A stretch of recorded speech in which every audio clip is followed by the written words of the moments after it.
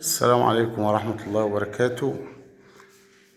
إن شاء الله ده مطبخ جديد في شغل جديد. مساحة المكان قدامنا اهيت باينة. طبعا ديت دخلة الشقة اهيت، وبداية من هنا نبتدي نخش على الشقة، وادي المطبخ اهوت إن شاء الله زي ما كنا واقفين فيه دلوقتي.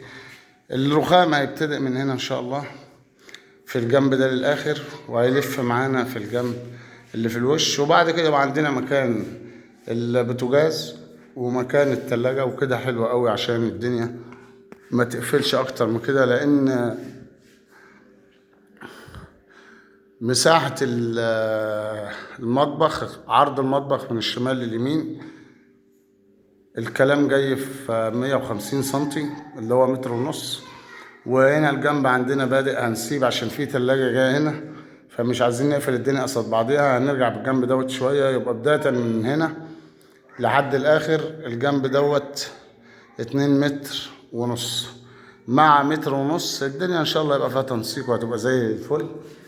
وبأمر الله عندنا قناة على اليوتيوب، لو عايز تتابع فيديوهاتنا برضو عليها من خلال الفيسبوك مفيش مشكلة. عايز تخش على موقع اليوتيوب مفيش مشكلة، وهتلاقيني دايما سايب لك رابط القناة ورابط الفيديوهات بتاع اليوتيوب على صفحة الفيسبوك، سواء في العنوان فوق او في اول تعليق ان شاء الله. وهسيبها لك في اماكن تانية برضو عشان تسهل لك المسافات اكتر، وهتلاقيها قدامك بأمر الله رب العالمين.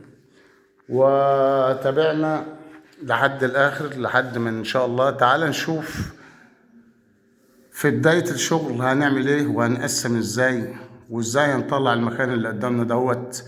بعد الشغل هنشوف الدنيا فيه رست عليه. تعال نشوف مع بعضينا.